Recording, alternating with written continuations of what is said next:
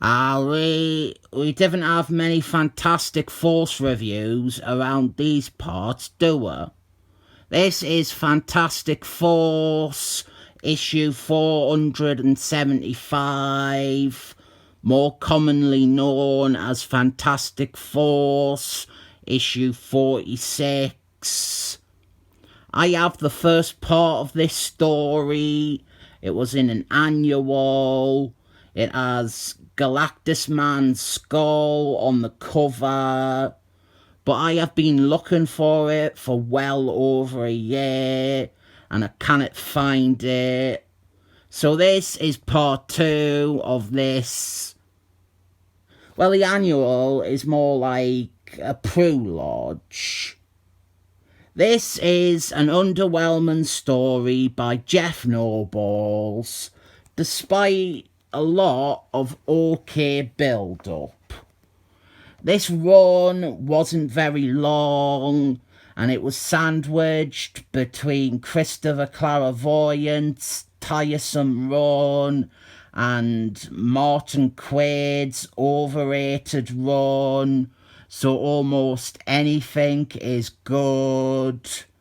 Our story here, it began with Galactus Man's skull crashing on Earth, and this was before the corpse of Galactus Man was an overdone bit of imagery. So it had like a great beginning.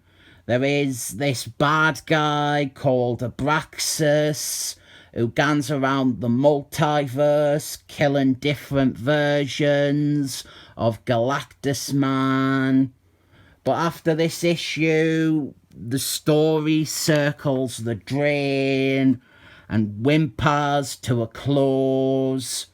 Everything it has gone for it is wasted. Like, the story began with the promise, or at least the possibility, of bringing back Fire Orc.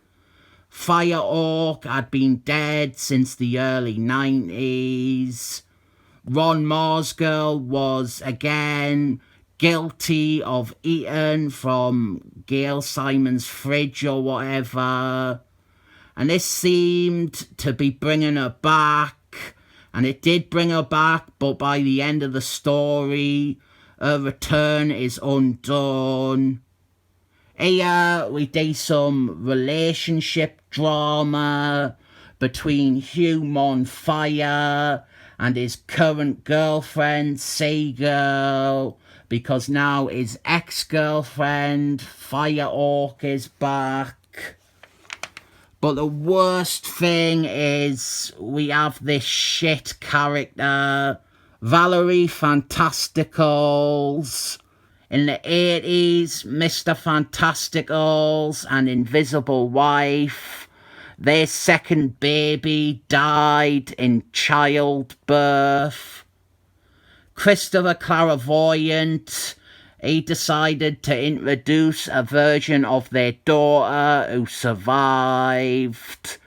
And she is a classic Christopher Clairvoyant female character. Infallible, perfect, smarter than everyone else in the room. She gets de-aged at the end of this story, and they just accept her as if she is their real daughter. Christopher Clairvoyant, he robbed the characters of a serious emotional trauma and realistic agony that was a major character defining experience for Invisible Wife. He just took all that away and gave them this ugly Christopher Clairvoyant consolation prize. She is part of the reason we didn't review many Fantastic Force comics on this channel. I hate her. I hate everything about her. I didn't think Fantastic Force has ever been a good book since they introduced her. Honestly, I didn't think it has been good since Simon Waltonson. Actually, I didn't think Fantastic Force have been good outside of Stanley Lee and Jack Quimby, Jason Byrne and Simon Waltonson. But definitely not good even once since this awful daughter showed up. She makes me not want to read the book. Horrible character, horrible idea, horrible in every way. I find it insulting and offensive that this is how a bunch of idiots like Christopher Clairvoyant, Martin Quaid, Jonathan Huckleberry, Dan Slott, Jeph Noble's here, how they approach a character losing a child by forcing it into not being the case and slapping in the face any woman or any couple who have suffered the same thing in real life by twisting things to undo a miscarriage and giving them a fucking perfect daughter. We have a big cosmic bad guy though, so we bring in Silver Surfman, and not just Silver Surfman, but a whole team of cosmic aviators, including the beautiful bald lady, Moongarden, Kazar, and Captain Marbles, the real one, genis-vell, who is mistakenly referred to as Captain Marbles, the real one, Marvel, twice in the next issue. They have called in these allies because they are facing someone who can kill Galactus Man, and they fight his armies on the moon. And I do think that this stuff is fun at least. We have got the team, Fantastic Force, we have got some guest stars, and we're getting to see them fight some random alien foot soldiers. I didn't think any of these guest stars really add much to the issue, except for Moongarden, who always contributes a lot of sexiness to any comic. But it's fun seeing them. After this issue, they are forgotten about. They are not in the rest of the storyline, even though they are introduced and set up here, and there isn't any reason for them to disappear from the plot at the end of this. It feels like a badly communicated plot idea or something. Like, these characters were meant to stick around, but they didn't. Silver Surfman dies, but obviously doesn't really die.